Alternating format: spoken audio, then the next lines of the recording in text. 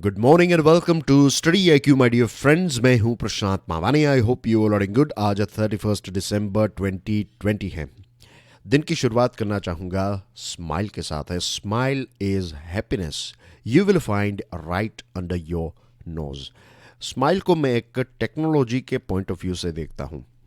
हमारा माइंड और बॉडी जो है ये अलग अलग नहीं है, ये दोनों एक दूसरे के साथ सिंक्रोनाइजेशन में काम करते हैं। आपने कई बार महसूस किया होगा कि अगर आप कुछ खास पोस्चर्स में बैठते हैं, अगर आप सिकुड़ कर बैठते हैं, तो भले ही आपका वक्त कितना भी अच्छा क्यों ना चल रहा हो, you will feel bit negative. और जब आप रफ फेजेस में से गुजर रहे हैं और अगर आप एज ए कॉन्फिडेंट पोस्चर में खड़े रहें, तो ऐसा नहीं है कि जो जो जो जो ट्रबल्स हैं, जो प्रॉब्लम्स हैं, वो चले जाएंगे, लेकिन उन ट्रबल्स को हैंडल करने की क्षमता जो है वो आप में आ जाएगी। Same thing goes with a smile as well. Next time जब आप अनहैप्पी फील करें, तो एक भले ही फेक लेकिन एक स्माइल जो है उसको कैरी करें, एंड यू विल फाइंड के प्रॉब्लम्स को हैंडल करने की क्षमता जो है वो आप में आ जाएगी। तो यहाँ पर टॉम विल्सन जो कहते हैं smile is happiness you will find right under your nose, he is absolutely right. कि खुशी जो है वो हमारे जो अंग्रेजी में कहते हैं राइट अंडर योर नोज, इसका मतलब यह है कि एक्सेसिबल हैं, आपके पास ही है, बस आप इसका इस्तेमाल नहीं करते हैं। तो make sure that you smile. इसी के साथ डियर फ्रेंड्स, आज हमारे टेबल के ऊपर काफ़ी सारे इंटरेस्टिंग टॉपिक्स हैं। वाटर एंड सैनिटेशन, महिलाओं को सेंटर स्टेज में रखना क्यों इम्पोर्टेंट है, फिर नेपाल के साथ जुड़ा हुआ टॉपिक है वैक्सीन रोल आउट, ये जो 2020 साल हैं द ईयर ऑफ लॉस ये क्यों है और इसको हम ईयर ऑफ अपॉर्चुनिटी में कैसे कन्वर्ट कर सकते हैं। नो शो, ये रजनीकांत के साथ जुड़ा हुआ टॉपिक है। और लास्ट में इन्वेस्टिगेशन के बारे में बात करेंगे। हमारे सभी स्मार्ट कोर्सेज के ऊपर ईयर एंड सेल चल रहा है, आज इसकी लास्ट डेट है। एक्स्ट्रा 10% डिस्काउंट हासिल करने के लिए यूज़ करें ये कोड। सारी इन्फॉर्मेशन आपको हमारे मोबाइल ऐप के ऊपर से मिल जाएगी, तो आज ही डाउनलोड करें हमारा मोबाइल ऐप। प्ले स्टोर में जाइए, स्टडी IQ सर्च कीजिए, you will find our app. Women must be centre stage in water and sanitation, Hindustan Times का ये एक बहुत ही इंटरेस्टिंग आर्टिकल है। एक बहुत ही दुखद घटना हुई 2014 में। दो एडोलसेंट गर्ल्स यानी कि दो टीनेजर गर्ल्स जो हैं नॉर्थ वेस्ट इंडिया में टॉयलेट करने के लिए बाहर जाती हैं। शाम का वक्त था और उनका रेप किया जाता है। ये चीज़ नहीं होती अगर ये दोनों लड़कियां जो हैं उनके घर में टॉयलेट की फैसिलिटी होती। तो एक रीसेंट स्टडी कंडक्ट की गई। इस स्टडी का नाम है Indian journal of gender studies on women's experiences of defecating in the open. इसमें एक महिला ने यह बताया कि उनके गांव में कुछ ऐसे लोग हैं, जब महिलाएं टॉयलेट करने के लिए जाती हैं तो ये लोग छिप छिप कर उनको देखते हैं। दूसरी चीज़ कि इसकी वजह से उनके हस्बैंड को और उनके परिवार के लोगों को भी शर्म फील होती है, और होनी भी चाहिए, क्योंकि टॉयलेट जो है वो एक हर एक घर में ये चीज़ होनी चाहिए। और कई घर ऐसे हैं, कई गरीब लोग ऐसे हैं जो ये चीज़ अफोर्ड नहीं कर सकते। तो वहाँ पर जो भी रिस्पॉन्सिबल लोग हैं, चाहे वहाँ के सरपंच हों, चाहे वहाँ के डेवलपमेंट ऑफिसर्स हों, राइट, सरकार के साथ जुड़े हुए लोग हैं, NGOs, इन सबको मिलकर ये मेक श्योर करना चाहिए कि लोग जो हैं हर एक जगह पर, राइट, घरों में और पब्लिक प्लेसेस में टॉयलेट की फैसिलिटी होनी चाहिए। और ऐसा नहीं कि सिर्फ आपने टॉयलेट बना दिया and that's job is done. No, उसका इस्तेमाल हो रहा है या नहीं। दूसरी चीज़, इस्तेमाल तब होगा जब जो टॉयलेट्स बनाए गए हैं उनकी अच्छी देखभाल की जाए। Cleanliness is the most important thing, right. एक इट्स वेरी बेसिक लेकिन बहुत ही इंपॉर्टेंट है हेल्थ के पॉइंट ऑफ व्यू से, सोसाइटी के पॉइंट ऑफ व्यू से, सेफ्टी के पॉइंट ऑफ व्यू से। हमारे देश में टॉयलेट करने के लिए महिलाएं जाती हैं खुले में, right, I am talking about open defecation, और वहाँ पर उनको जानवरों के अटैक्स होते हैं। अभी कुछ टाइम पहले की बात है, गुजरात में ऐसा हुआ कि लड़कियां जो हैं वो आई थिंक वो लोग, और ऐसे केसेस बहुत सारे होते रहते हैं कि खुले में शौच करने के लिए गए और किसी ना किसी वाइल्ड एनिमल ने उनके ऊपर अटैक कर दिया, किसी को स्नेक सांप ने डस लिया। और कई जगह पर रेप्स के केसेस होते हैं, तो सिक्योरिटी सेफ्टी के पॉइंट ऑफ व्यू से भी बहुत ही इंपॉर्टेंट है। और इस स्टडी में महिला ने यह भी बताया कि फाइनली उनके हस्बैंड के बहुत सारे लोगों के साथ इस पर्टिकुलर चीज़ को लेकर झगड़े भी हुए, और जो ब्लेम है वो महिला के ऊपर आता है कि आप अपनी अच्छी देखभाल नहीं करते, आपको ध्यान रखना चाहिए, and things like that. This reminds me of this film, एक बहुत ही खूबसूरत फिल्म है, अक्षय कुमार और जो एक्ट्रेस है उनका नाम मैं भूल गया, लेकिन इसका नाम है टॉयलेट एक प्रेम कथा। जब भी आपको वक्त मिले इस फिल्म को देखिएगा, आपको समाज के साथ जुड़ी हुई बहुत सारी चीज़ें इस फिल्म में सीखने को मिलेगी। कोविड-19 पेंडेमिक की वजह से हमें पता चला कि सैनिटेशन और वाटर इश्यूज़, ये सारी चीज़ें जो हैं वो हमारे जीवन के लिए कितनी इम्पोर्टेंट हैं। और स्वच्छ भारत 2.0 जो है, इसका लक्ष्य भी ये है कि टॉयलेट्स तो बहुत सारी जगहों पर बन गए, लेकिन एक बिहेवियरल चेंज की आवश्यकता है कि लोग टॉयलेट्स का इस्तेमाल करें और हाइजीन प्रैक्टिसेस को फॉलो करें। इसमें सिर्फ महिलाओं की बात नहीं है, पुरुषों को भी हमें यहाँ पर टारगेट करना होगा। फोकस सिर्फ महिलाओं के ऊपर नहीं होना चाहिए, पुरुष जो हैं वो भी टॉयलेट्स का इस्तेमाल करें और मेक श्योर करें कि हर एक जगह पर, खास करके व्हेन आई से हर एक जगह पर, आई एम टॉकिंग अबाउट घरों में टॉयलेट्स हों और इनका इस्तेमाल सभी परिवार के जन करें। इसके अलावा पब्लिक प्लेसेस में सबसे बड़ा प्रॉब्लम जो है वो यही है कि प्राइवेट, अगर किसी मॉल्स में और अच्छी जगहों पर आप जाते हैं तो वहाँ पर टॉयलेट्स जो हैं उनको बार बार क्लीन किया जाता है, एंड क्लीन होते हैं टॉयलेट्स। लेकिन पब्लिक प्लेसेस में, आप रेलवे स्टेशंस पर देख लीजिए, आप बस स्टेशंस पर, फिर हमारे देश में एक दूसरी चीज़ की जो कमी है वो ये है कि बड़े बड़े शहरों में भी पब्लिक टॉयलेट्स जो हैं वो बहुत ही कम होते हैं। आजकल ये सुलभ शौचालय और स्वच्छ भारत मिशन के बाद बहुत सारी जगहों पर इम्प्रूवमेंट हमें देखने को मिला, लेकिन फिर भी to be honest they are not up to the mark. हमारे घरों में जितने क्लीन और अच्छे टॉयलेट्स होते हैं उस प्रकार की फैसिलिटीज़ जो हैं वो आज भी ईजिली अवेलेबल नहीं हैं। आपने ये वीडियो ज़रूर देखा होगा, एक एडवर्टीज़मेंट थी, स्वच्छ भारत अभियान के साथ जुड़ी हुई एडवर्टीज़मेंट, और इसमें विद्या बालन जो है, एक शादी हो रही है और जो दुल्हन है उनको विद्या बालन पूछती हैं कि पूछिए कि क्या घर में टॉयलेट है या नहीं, और जो लड़का है वो कहता है कि नहीं है, और फिर लड़की कहती है, फिर विद्या बालन कहती है कि आप अपना घूंघट भी हटा दीजिए, क्योंकि जिस घर में या फिर जिस परिवार में एक महिला को खुले में शौच करने के लिए जाना पड़ता है, तो उसमें फिर ये घूंघट और इन सारी चीज़ों की क्या आवश्यकता, तो ये एक अच्छी बात कही थी, एक राइट बात कही थी कि वैसे हम महिलाओं को घूंघट में देखना चाहते हैं, लेकिन फिर उनको टॉयलेट करने के लिए तो खुले में जाना पड़ता है। लेकिन इसमें कुछ कंट्रोवर्सी हुई और फिर इस ऐड को थोड़ा अमेंड किया गया था, बट एनीवे मैसेज जो है वो मैंने आप तक पहुंचा दिया है कि इट इज़ वेरी इंपॉर्टेंट। बहुत सारी गर्ल्स जो हैं वो स्कूल जाना बंद कर देती हैं क्योंकि सैनिटरी फैसिलिटीज़ जो हैं वो नहीं होती हैं। बहुत सारी स्कूलों में छोटे बच्चे जो हैं उनके लिए कोई अलग टॉयलेट नहीं होता है, लड़कियों और लड़कों के लिए सेम ही टॉयलेट होता है, और फिर धीरे धीरे जब टीनेज में लड़कियां पहुंच जाती हैं, then they require sanitation facilities, right, sanitary facilities उनको चाहिए। तो बहुत सारी स्कूल्स जो हैं वो इस चीज़ का ख्याल नहीं रखती हैं क्योंकि ये सोच ही नहीं है, क्योंकि टॉयलेट को एक नेसेसरी चीज़ नहीं माना जाता है।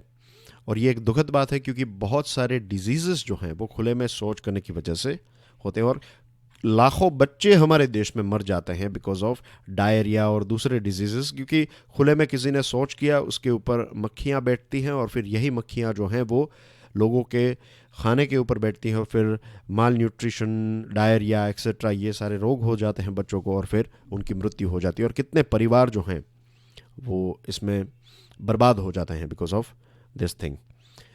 ओडिशा का एक बहुत ही अच्छा एग्जाम्पल हमारे सामने है। ओडिशा में महिलाएं और ट्रांसजेंडर के सेल्फ हेल्प ग्रुप्स ने मिलकर बहुत सारे टॉयलेट्स बनाए।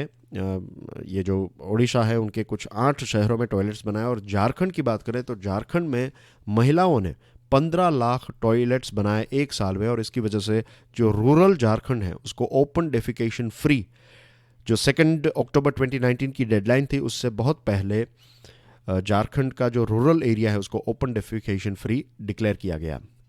वाटर मैनेजमेंट, सैनिटेशन कॉम्प्लेक्सेस, इनका प्रॉपर देखभाल हो, उनकी मैनेजमेंट हो, एक्सेसिबल हो, ये सारी चीज़ें ये बहुत इंपॉर्टेंट है। और ये एक ऐसा क्षेत्र है जिसको पता नहीं क्यों हमारे देश में इसको इतना कोई चार्मिंग बिजनेस या फिर चार्मिंग प्रोफेशन नहीं माना जाता है, लेकिन ये एक बहुत बड़ी अपॉर्चुनिटी है। बहुत सारी जॉब्स इस क्षेत्र में, इंफ्रास्ट्रक्चर में, मेंटेनेंस में, राइट। इससे फिर आप ऑर्गेनिक मैन्योर तैयार कर सकते हैं, इसको बेचा जा सकता है। तो अगर ये शर्म और ये जो हमें व्हाट वी से कॉफ्ट लगती है इन सारी चीज़ों को डिस्कस करने में, या फिर इस पर्टिकुलर सेक्टर को, या फिर नॉट सेक्टर बट इस विषय को शर्म के साथ देखा जाता है, इसकी इतनी ओपनली डिस्कशन नहीं होती है, इसकी वजह से ही शायद इसके पोटेंशियल को हम देख नहीं पाते। ये एक पर्दा लग गया है, इस पर्दे को अगर हम हटा दें तो इसके पीछे बहुत सारी अपॉर्चुनिटीज़ हैं और बहुत सारी जॉब्स जनरेट हो सकती है। वैसे ऐसे जॉब्स, आई मीन टू से कि ऐसे इंस्टीट्यूशंस, एनजीओज जो हैं उनको फंडिंग मिल सकती हैं। एनजीओज में जब फंडिंग मिलती हैं तो एनजीओ में काम करने वाले लोगों को भी सैलरी मिलती है, और जो पैसे हैं, जो रिसोर्सेस हैं, इनका इस्तेमाल करके हम टॉयलेट्स बना सकते हैं, हेल्थ और ये सारी चीज़ों की देखभाल कर सकते हैं, सेफ्टी, ये सारी चीज़ें। तो सोचिएगा इसके बारे में, ये एक बहुत ही इम्पोर्टेंट विषय है।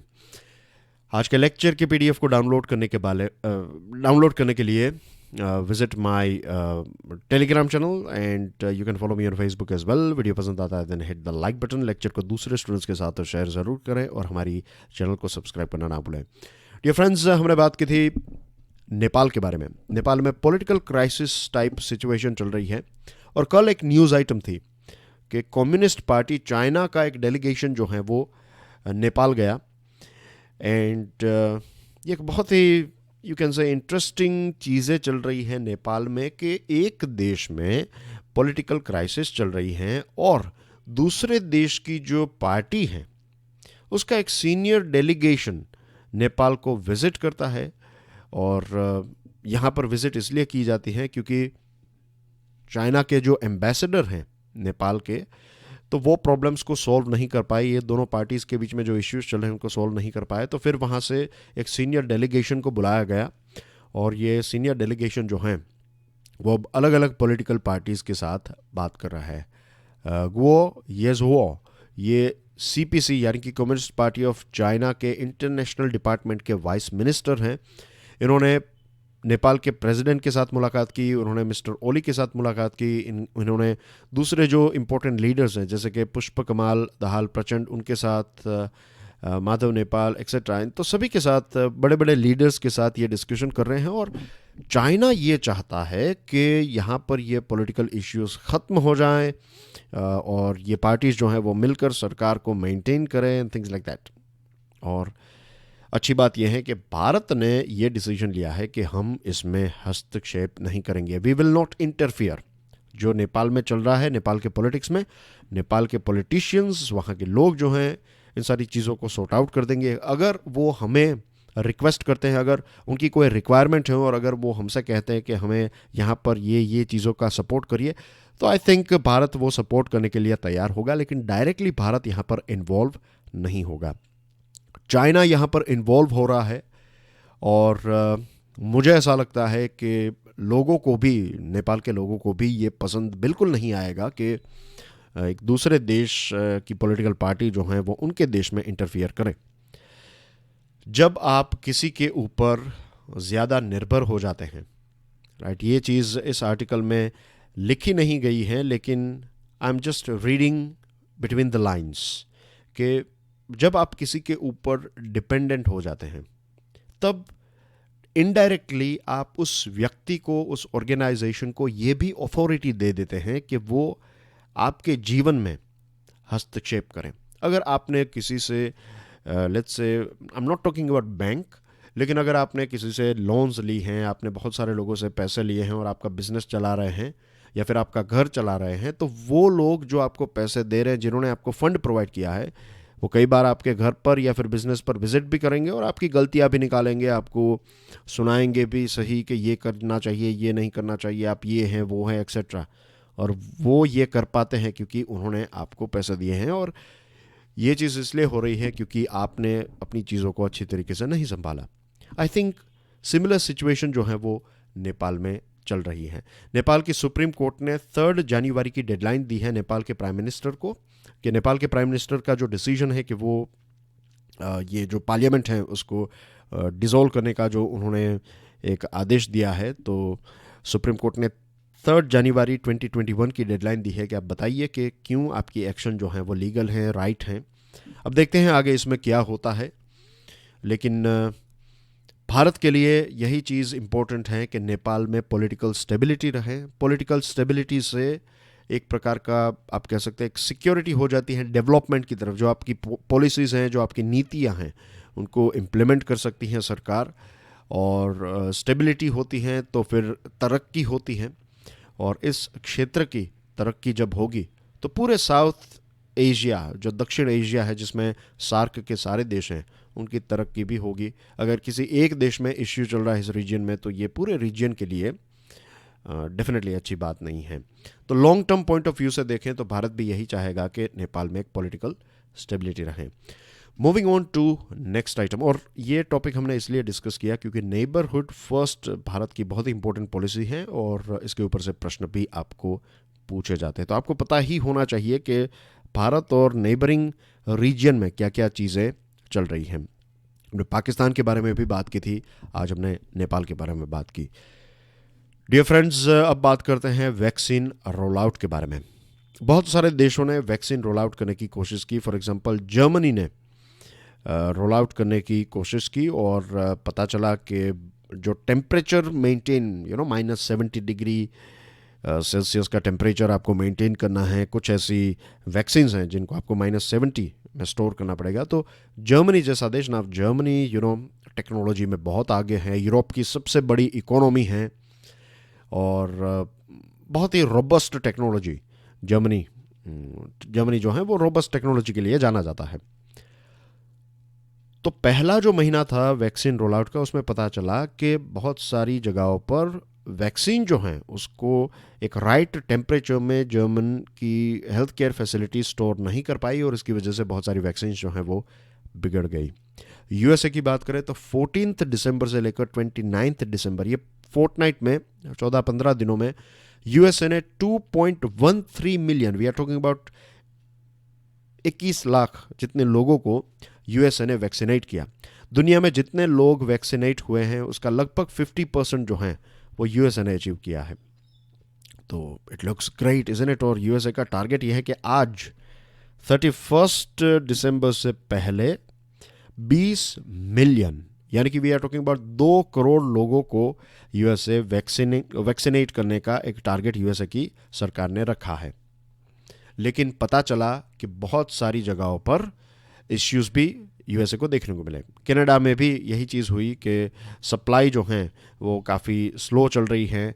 यूके की बात करें तो यूके ने 4 मिलियन डोजेस जो हैं वो तैयार किए थे, लेकिन सिर्फ 8 लाख लोगों को ही ये वैक्सीन पहुंचा सके। तो ये जो फैक्ट्री टू सिरिंज की प्रोसेस, फैक्ट्री जहाँ पर आप फार्मास्यूटिकल फैक्ट्री जहाँ पर दवाई पैदा करते हैं, फिर इसको ट्रांसपोर्ट करना, दूसरी जगह पर पहुँचाना, बहुत सारे अलग अलग स्टेजेस से होकर फाइनली सिरिंज यानी कि आपका जो इंजेक्शन है वहाँ तक या फिर आप तक ये वैक्सीन पहुँचती है। तो इसमें बहुत सारे लोग इन्वॉल्व हैं, बहुत सारी प्रोसेसेस इन्वॉल्व हैं। तो इन सारी प्रोसेसेस और इश्यूज़ को सॉल्व करना होगा, और ये किसी एक देश की बात नहीं है। फॉर एग्जांपल हमारे देश की बात करें तो कल ये एक न्यूज़ आइटम थी कि भारत ने 4 राज्यों में बहुत सारे डिस्ट्रिक्ट्स में एक मॉक ड्रिल की, और हमारे देश का एक डिजिटल मैनेजमेंट प्लेटफॉर्म भी है। बताइए इसका नाम क्या है? कई बार मैंने आपको ये नाम बताया है, तो ये कोई डिफ़िकल्ट क्वेश्चन आपके लिए नहीं होना चाहिए। Stick your answer in the comment section. तो एक डिजिटल मैनेजमेंट प्लेटफॉर्म भी हमने तैयार किया है, मॉक ड्रिल्स भी हमने की, और हमें ये याद रखना है कि हमें 1.3 बिलियन लोगों को ये वैक्सीन पहुंचानी है। तो इसके जो ड्राई रन्स है, ड्राई रन्स यानी कि जो एक फेक मॉक ड्रिल्स जो हम कहते हैं, तो ये सिर्फ 4 राज्यों में नहीं, अलग अलग जगहों पर, 4 राज्यों के कुछ डिस्ट्रिक्ट्स में नहीं, चैलेंजिंग जो अलग अलग डिस्ट्रिक्ट्स हैं वहाँ पर भी ये ड्राई रन्स हमें करने चाहिए। इसी के साथ आप कोई एक रिजिड प्रोटोकॉल के साथ नहीं चल सकते। हमारे देश में अलग अलग रीजन में अलग अलग चैलेंजेस, कई जगह पर बहुत गर्मी हमें देखने को मिलती हैं, कुछ एरिया ऐसे हैं जो पहाड़ी एरिया हैं, कुछ मरुस्थल या फिर डेजर्ट रीजन हैं, वहाँ पर रहने वाले लोग, बहुत सारे गांव बहुत ही दूर हैं। तो आप इलेक्शन कमीशन को भी पूछ सकते हैं कि कैसे वहाँ तक पहुँचा जा सकता है। इलेक्शन कमीशन का एक एक्सपीरियंस है। पोस्टल डिपार्टमेंट का ये एक्सपीरियंस है। आपको हमारे देश में उतने अस्पताल, उतनी बैंक्स नहीं मिलेगी जितनी आपको पोस्ट ऑफिसेज और उनकी ब्रांचेस मिलेगी। तो उनको भी ऑन बोर्ड लाकर हम देख सकते हैं। तो अलग अलग रीजन में आपको प्रोटोकॉल्स में थोड़े बहुत अप्स एंड डाउन्स करने पड़ेंगे। तो ये फ्लेक्सिबिलिटी जो है ये हमारी वीकनेस नहीं, हमारी एक ताकत होनी चाहिए। और अब वक्त आ चुका है कि हम मॉक ड्रिल्स के साथ साथ डिलीवरी साइड नहीं, लेकिन ये मॉक ड्रिल्स जो है ये डिलीवरी के लिए हैं, लेकिन अब सप्लाई को भी सिक्योर करना होगा कि हमें राइट अमाउंट ऑफ वैक्सीन मिले और राइट लोगों तक हम वो वैक्सीन पहुंचाएं। तो इसको लेकर सारी प्रिपरेशन जो है वो जल्द से जल्द करनी चाहिए। और इसमें जो भी हम एक्सपीरियंसेस सीख सकते हैं और दूसरे देशों से क्या क्या चीज़ें हम सीख सकते हैं, कहाँ जर्मनी ने गलती की, कहाँ यूके ने गलती की, ये सारी चीज़ें भी हमें सीखनी चाहिए। तब जाकर हम 1.3 बिलियन लोगों को वैक्सीनेट कर पाएंगे। The year of loss, pioneer का ये एक आर्टिकल है। शायद आपको ये थोड़ा फिलोसॉफिकल लगे, लेकिन बहुत ही इम्पोर्टेंट है। राइट, जो सॉफ्ट चीज़ें हैं जनरली हम उसको हर एक सोसाइटी में हार्ड चीज़ों को काफ़ी अप्रिशिएट किया जाता है, लेकिन सॉफ्ट चीज़ों को इतना ज़्यादा हम इम्पोर्टेंस नहीं देते। लेकिन सॉफ्ट चीज़ें जो हैं दे आर वेरी, लोग कहते हैं कि ये व्यक्ति बहुत ही इमोशनल है, ये वीक है, लेकिन इमोशनल व्यक्ति जो होता है वो बहुत ही स्ट्रांग होता है। इमोशन की ताकत ही गजब है। कई जगह ऐसी होती हैं जहाँ पर लॉजिकली लोग नहीं जाएंगे, लेकिन इमोशनल व्यक्ति, एक अगर बच्चा कहीं पर खो गया है तो उसकी माँ जो है वो कहीं पर भी चली जाएगी उस बच्चे को ढूंढने के लिए। तो क्या ये लॉजिकल है? No, it is purely emotional. तो इमोशंस को अंडर एस्टिमेट मत कीजिए। इमोशंस की बहुत ज़बरदस्त ताकत होती है।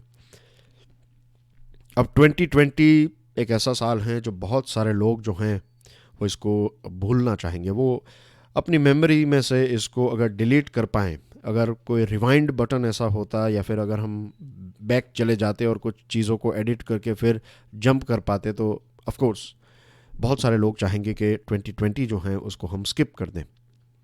इस कोविड-19 आउटब्रेक ने हमें बहुत सारे लेसन्स सिखाए हैं। उसमें सबसे इम्पोर्टेंट लेसन ये है कि आज तक कहीं ना कहीं एक ओवर कॉन्फिडेंस ह्यूमन बींग्स में ये था कि हम तो इस पृथ्वी के किंग हैं और क्वीन हैं। Right, we are at the very top of chain, जो हम फूड चेन कहते हैं या फिर लिविंग बीइंग की जो चेन है, उसमें हमें लगता था कि हम सबसे ऊपर हैं। लेकिन एक छोटे से वायरस ने यह प्रूव कर दिया कि वी आर नथिंग। राइट, हम कुछ भी नहीं हैं। ये नेचर का सिर्फ एक टीजर था। ट्रेलर तो इससे भी बड़ा हो सकता है और पूरी फिल्म तो कितनी खतरनाक हो सकती है।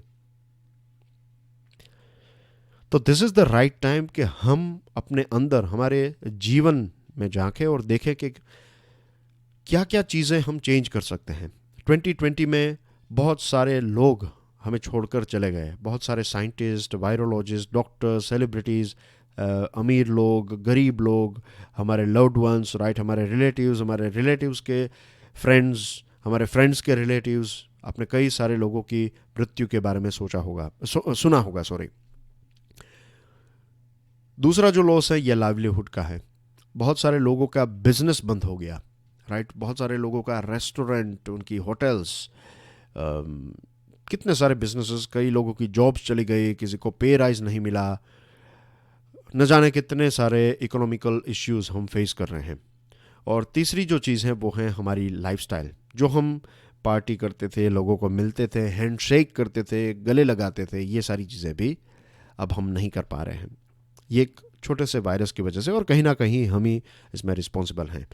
तो this is the right time as a human being हम सोचें कि अब जो एक नई दुनिया हम बनाएंगे, पोस्ट कोविड वर्ल्ड जो है, ये ज़्यादा कंपैशनेट यानी कि करुणा से भरी होनी चाहिए, और एक शेयर्ड एंड इक्विटेबल फ्यूचर के बारे में हमें सोचना चाहिए कि हर एक व्यक्ति को सारी बेसिक चीज़ें मिले। खाने पीने की फैसिलिटी हो, रहने की जगह हो, टॉयलेट्स हो, राइट, एजुकेशन, मेडिकल फैसिलिटी, ये हर एक व्यक्ति को इस पृथ्वी के ऊपर मिलनी चाहिए। ऐसी एक दुनिया जो है वो हमें बनानी है। और not only that, political rights भी सभी के पास हों। तो ऐसी दुनिया के बारे में हमें सोचना चाहिए। ये चीज़ काफ़ी फिलोसॉफिकल लग सकती हैं, लेकिन यही एक दुनिया जो है, यही एक perfect world, I am not sure whether we can use the word perfect, लेकिन एक आइडियल वर्ल्ड तो ऐसा ही होना चाहिए। तो दिस इज़ द टाइम कि एज ए ह्यूमन बींग्स हम अपने अंदर देखें, हमारी लाइफस्टाइल को देखें। जो रिसोर्सेज के पीछे हम भागते थे, ज़्यादा से ज़्यादा इकट्ठा करना, ज़्यादा कार्स, बड़े बंगले, यहाँ से वहाँ, जहाँ पर भी जाएं तो हमारे पास अनलिमिटेड सारी चीज़ों का एक्सेस हो। तो यही चक्कर में लोगों ने बहुत सारा पोल्यूशन किया, क्लाइमेट चेंज हो रहा है। और अब अगर हमने चीज़ों को सॉर्ट आउट नहीं किया तो आई एम नॉट श्योर आने वाली जनरेशन जो हैं, जनरली लोग जो हैं वो जब पैसे कमाते हैं तो वो अपनी जनरेशन्स के बारे में सोचते हैं कि मेरी नेक्स्ट जनरेशन और उसकी नेक्स्ट जनरेशन को भी कुछ करना ना पड़े, उतने पैसे मुझे कमाने हैं, ताकि दादाजी या फिर दादी जी को याद किया जाए। बट जिस तरीके से आपने पैसे कमाए हैं, जो एनवायरनमेंट को नुकसान पहुंचाया है, जो ग्रोथ के चक्कर में डेवलपमेंट को भूल गए, तो ये पैसे तो बैंक में होंगे, लेकिन अगर ऐसी बीमारियां होगी तो फिर क्या ये पैसों को हम एंजॉय कर पाएंगे? क्या ये लग्जरीज जो हैं वो हमें इन सारी चीज़ों से बचा पाएगी? और आपके पास सारी लग्जरीज हैं और आपके देशों में ही, आपके देश में या फिर इस दुनिया में लाखों ऐसे लोग हैं जो एक टाइम का खाना भी उनको नहीं मिलता है, तो ये कहाँ की वेल्थ रही? तो ये है एक सोचने वाली बात, और ये पूरी दुनिया के लिए है। And this sort of things you will find in UN में ये डिस्कशन होगी, फिर प्राइम मिनिस्टर की स्पीच में नेशनल जो स्ट्रेटजीज बनेगी अलग अलग देशों की, उसमें भी ये टॉपिक्स, ये चीज़ें आपको देखने को मिलेगी। नो शो, रजनीकांत ने ये, of course you know Rajinikanth right, Japan में भी रजनीकांत काफ़ी फेमस हैं। तो रजनीकांत जो हैं उन्होंने ये डिसीजन लिया है कि वो पॉलिटिकल पार्टी सेटअप नहीं करेंगे और वो पॉलिटिक्स को एंटर नहीं करने वाले हैं। अभी कुछ टाइम पहले ही उनका एक किडनी ट्रांसप्लांट हुआ था और उनकी हेल्थ इतनी अच्छी नहीं है, तो इसकी वजह से और कोविड-19 और ये सारी चीज़ों को ध्यान में रखते हुए उन्होंने ये तय किया है कि he will not enter politics. अब तमिलनाडु के पॉलिटिक्स को अगर आप देखें तो वहाँ पर हमेशा AIADMK और DMK, ये दो पार्टीज ही रही हैं, जिसको आप कह सकते हैं एक प्रकार की एक व्हाट यू से, सिर्फ दो फ्रंट्स ही वहाँ पर रहे हैं। तो एक थर्ड फ्रंट, एक थर्ड पॉलिटिकल फोर्स की आशा की किरण नज़र आई थी फ्रॉम रजनीकांत, लेकिन फिर उनका डिसीजन जो ये आया है कि वो पॉलिटिक्स में एंटर नहीं करेंगे, तो बहुत सारे लोगों के लिए ये एक दुखद बात हो सकती है। और इन रियलिटी उनकी फिल्म्स, उनकी acting, of course as a human being as well, उनके बारे में काफ़ी अच्छी चीज़ें हमें सुनने को मिलती हैं और इसमें कोई डाउट नहीं है। लेकिन उन्होंने जो पॉलिटिकल प्रोग्राम सामने रखा था उसमें इतनी कोई ठोस चीज़ें नहीं थी। उन्होंने स्पिरिचुअल पॉलिटिक्स और करप्शन, ये सारी चीज़ों के बारे में बात की, लेकिन जो लोगों के दूसरे प्रॉब्लम्स हैं, ग्रास रूट लेवल पर जो चीज़ें लोगों को चाहिए, उनके जो एस्पिरेशंस हैं, उनकी कोई ऐसी खास बात उन्होंने नहीं की थी। तमिलनाडु हमारे देश का एक डेवलप्ड स्टेट है right, growth wise, development wise देखें तो काफ़ी अच्छे इंडिकेटर्स हैं इनके, लेकिन इंटर डिस्ट्रिक्ट वेरिएशन भी काफ़ी है। कुछ डिस्ट्रिक्ट्स में मैटरनल मोर्टालिटी रेट अच्छा है तो किसी जगहों पर बहुत ख़राब है। Same thing goes with infant mortality. Health की बात करें तो कुछ डिस्ट्रिक्ट्स में अच्छी हेल्थ फैसिलिटीज़ हैं, कुछ डिस्ट्रिक्ट्स में हेल्थ फैसिलिटीज़ बहुत कम है। इनकम के साथ भी यही वेरिएशन हमें देखने को मिलता है। तो थर्ड फॉर्मेशन या फिर थर्ड फ्रंट जो हैं, ये एक अच्छी कंपटीशन होती AIADMK और DMK के लिए। एक थर्ड फ्रंट जब आ जाएगा तो कंपटीशन बढ़ेगी, तो इवेंचुअली जो सिटीजन्स हैं उनको फ़ायदा हो सकता है या फिर हो सकता था। लेकिन आप कितने भी फेमस सेलिब्रिटी क्यों ना हो right, there is no power, there is no shortcut to power. जब तक लोगों के जो चिंता के विषय हैं, लोगों के जो पॉइंट्स हैं, उनकी जो एस्पिरेशन है, उसको आप टच नहीं करेंगे, उन सारी चीज़ों को लेकर आप नहीं चलेंगे, तब आपको पॉलिटिक्स में इतना सक्सेस नहीं मिल सकता। और पॉलिटिशियंस के बारे में वैसे एक नेगेटिव व्यू पॉइंट है, एक स्टीरियोटाइप है, लेकिन पॉलिटिशियन बनना जो है वो कहा जाता है कि पॉलिटिक्स जो है ये one of the toughest job in the world है। आपको कितने सारे लोगों के साथ डील करना, हर एक व्यक्ति अलग है, हर एक व्यक्ति की आपसे उम्मीदें अलग हैं, और सभी को खुश रखकर इलेक्शन जीतना अपने आप में एक बहुत ही चैलेंजिंग चीज़ है। I am not saying impossible है, बट चैलेंजिंग तो है ही। Give adequate time for a prob, एक आईपीएस ऑफिसर ने इस आर्टिकल को लिखा है। आंध्र प्रदेश के दिशा बिल को ध्यान में रखते हुए महाराष्ट्र सरकार ने एक नया बिल बनाया, महाराष्ट्र शक्ति एक्ट ऑफ 2020, और इसमें जो सेक्सुअल असॉल्ट हैं, सेक्सुअल ऑफेंसेस हैं, महिलाओं के खिलाफ जो असॉल्ट्स किए जाते हैं, जो गुनाह किए जाते हैं, तो इनकी इन्वेस्टिगेशन 15 दिन में ख़त्म हो जानी चाहिए, ऐसा प्रावधान इस बिल में हमें देखने को मिलता है। अब दिशा बिल जो है उसको टेम्पररली आंध्र प्रदेश सरकार ने विड्रॉ कर लिया है, क्योंकि सेंटर ने कुछ प्रश्न पूछे और प्रेसिडेंशियल असेंट नहीं मिला। ये जो बिल है, महाराष्ट्र का जो बिल है, तो इसमें यही प्रश्न हमारे सामने उठता है, क्या 10 दिन में 15 दिन में इन्वेस्टिगेशन ख़त्म हो सकती है? क्योंकि इन्वेस्टिगेशन जो है वो पुलिस करती है, और पुलिस जो फैक्ट्स कलेक्ट करती हैं, ये फैक्ट्स कोर्ट में पेश किए जाते हैं, फिर कोर्ट इसको इवेल्युएट करके डिसीजन लेती है कि गुनाह हुआ है या नहीं हुआ है। निर्भया का केस अगर हम देखें तो जो ये जो निर्भया बलात्कार जो हुआ, उसके 18 डेज़ के अंदर रिपोर्ट जो है वो फाइल की गई, सारे के सारे क्रिमिनल्स जो हैं उनको पकड़ा गया था, वो पकड़े गए थे, और केस जो है उसको काफ़ी पूरा देश इसको कहीं ना कहीं सुपरवाइज कर रहा था। लेकिन फिर भी कितना वक्त लग गया सभी को फांसी देने में। फिर हाथरस केस की बात करें तो 90 दिनों जितना वक्त, 90 दिनों से भी ज़्यादा वक्त लग गया चार्जशीट को फाइल होने में। सीआरपीसी जो है, क्रिमिनल प्रोसीजर कोड, तो सीआरपीसी में यह कहा गया है कि अगर 10 साल, अगर आपने कोई ऐसा गुनाह किया है जिसकी पनिशमेंट 10 साल जितनी है, तो फिर 60 डेज़ के अंदर इन्वेस्टिगेशन जो है वो ख़त्म हो जानी चाहिए। और अगर 10 साल से ज़्यादा का कोई गुनाह किया है, 10 साल से ज़्यादा पनिशमेंट वाला कोई गुनाह किया है, तो 90 डेज़ के अंदर ये जो जब 90 डेज़ इन द सेंस, जब आपने ये 60 डेज़ और 90 डेज़ में एक चीज़ है कि एक व्यक्ति जिसके ऊपर आरोप है, आरोपी को पकड़ा गया, उसके 90 डेज़ के अंदर आपको अपना रिपोर्ट जो है, चार्जशीट जो है वो फाइल कर देनी है। इन्वेस्टिगेशन जो है वो बेसिकली ख़त्म हो जानी चाहिए। और इसको और ज़्यादा फास्ट करने के लिए 2018 में सीआरपीसी में चेंजेस किए गए और 90 डेज़ को कम करके 60 डेज़ किया गया in cases of rape. Now the thing is कि इन्वेस्टिगेशन में बहुत सारे लोग, या फिर ये पूरी जो जुडिशियल प्रोसेस है, क्रिमिनल जस्टिस सिस्टम, इसमें बहुत सारे लोग जो हैं वो जुड़े हुए होते हैं। हर एक केस अलग होता है, हर एक केस में अलग अलग व्यक्ति होते हैं, अलग अलग फैक्ट्स होते हैं, अलग अलग सर्कमस्टेंसेस होते हैं, अलग अलग एजेंसीज इसके साथ जुड़ी हुई होती है। फॉर एग्जांपल, एग्जामिनेशन जो है सीन ऑफ क्राइम एक इन्वेस्टिगेशन ऑफिसर करते हैं और फॉरेंसिक एक्सपर्ट करते हैं।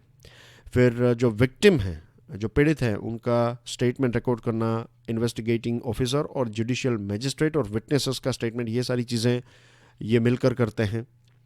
मेडिकल एग्जामिनेशन होता है, एक्यूज्ड पर्सन जो है उनको गिरफ्तार करना, उसके लिए एक अलग टीम जाती है। फिर सारे डॉक्यूमेंट्स को आपको कलेक्ट करना है। अगर कोई एक चाइल्ड विक्टिम है तो उनके साथ एक अलग तरीके से आपको डील करना पड़ता है। फिर फॉरेंसिक लैब, उसमें जाने वाले बहुत सारे अलग अलग केसेस के साथ जुड़े हुए एविडेंसेस, उनका एनालिसिस, ये सारी चीज़ें टाइम पर ख़त्म होनी चाहिए, right.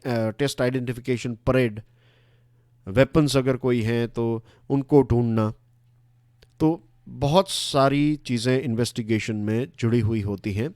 It's not an easy task, लेकिन सिर्फ टाइम कम कर देने से क्या सारी चीज़ें ख़त्म हो जाएगी, या फिर आप लॉजिकल कंक्लूजन तक पहुंच जाएंगे? The answer is no. आज भी एक चीज़ जो हमारे देश में नहीं है वो ये है कि जब आप पुलिस स्टेशन में जाते हैं तो ज़्यादातर जो पुलिस वाले हैं वो आपको यूनिफॉर्म में देखने को मिलेंगे। लेकिन कुछ ऐसे देश हैं जहाँ पर अगर आप जाएं, फॉर एग्जांपल यूके में, तो पुलिस स्टेशन में आपको लिटरली 2 डिपार्टमेंट्स देखने को मिलेंगे। एक डिपार्टमेंट जो है वो इन्वेस्टिगेशन के साथ जुड़ा हुआ है, तो वो यूनिफॉर्म्ड सर्विस का पार्ट नहीं है, वो यूनिफॉर्म्स नहीं पहनते हैं। और यूनिफॉर्म वाले जो पुलिस पर्सोनल हैं वो लॉ एंड ऑर्डर को देखते हैं। यू नो, हमारे देश में ये डिवीजन की आवश्यकता है, क्योंकि जो लोग इन्वेस्टिगेशन में अच्छे हैं उनको इन्वेस्टिगेशन में ही आगे बढ़ना, उनका करियर जो है वो इन्वेस्टिगेशन में ही बढ़ता जाए। और इन्वेस्टिगेशन को लेकर जितने भी रिसोर्सेज हैं, ये सारी चीज़ें जब तक नहीं होगी तब तक पुलिस वाले जो हैं वो टाइम पर चीज़ों को डिलीवर नहीं कर पाएंगे। और जो चीज़ें वो डिलीवर करेंगे, बहुत सारी चीज़ों के साथ आपको इन्वेस्टिगेशन भी करनी है। अब इन्वेस्टिगेशन जो है ये एक बहुत ही फोकस्ड चीज़ है, एक बहुत ही एक अपने आप में एक सब्जेक्ट है, अपने आप में एक सेक्टर है, यू कैन से। तो उसमें हमें एक्सपर्ट्स चाहिए, और एक्सपर्ट्स जो हैं वो दूसरे लोगों को एक्सपर्ट्स बनाते जाएं, ऐसा एक कल्चर पैदा करना होगा। रिसोर्सेज की कोई कमी नहीं होनी चाहिए। यहाँ पर तो ऐसी सिचुएशन है कि अगर किसी केस को लेकर इन्वेस्टिगेशन करने के लिए आपको दूसरे शहर में जाना है तो आपके पैसे से, आप खुद अपने पैसे से वहाँ पर जाएंगे। तो कोई खुद के अपने पैसे से थोड़ी जाएगा। फिर वो करप्शन और चढ़ावा, और किसी लोगों ने शहर में कुछ ऐसे लोग हैं जो पैसे देते हैं पुलिस वालों को, तो ये सिस्टम पूरी जनरेट होगी। तो इसमें आप कैसे एक्सपेक्ट कर सकते हैं कि ऐसी सिचुएशन है तो भी ऐसे हीनियस क्राइम को हमारे पुलिस वाले लोग जो हैं वो ढूंढ लेते हैं। तो अगर उनको राइट फैसिलिटी और रिसोर्सेज दिए जाएं तो कितने अच्छे रिजल्ट्स जो हैं ये डिलीवर कर सकते हैं। So that's everything in today's discussion dear friends. ये है कुछ न्यूज़ आइटम्स, प्लीज़ इनको देख लीजिएगा, पीडीएफ को डाउनलोड कर लीजिए फ्रॉम माय टेलीग्राम चैनल। और अगर आप यूपीएससी की प्रिपरेशन कर रहे हैं तो एक डेडिकेटेड स्मार्ट कोर्स है, अगेन राइट, इसके ऊपर भी एक सेल चल रहा है, आज इसकी लास्ट डेट है। सारी इन्फॉर्मेशन आपको हमारे मोबाइल ऐप के ऊपर से मिल जाएगी। I will see you tomorrow, till then enjoy your studies, God bless you all, जय हिंद।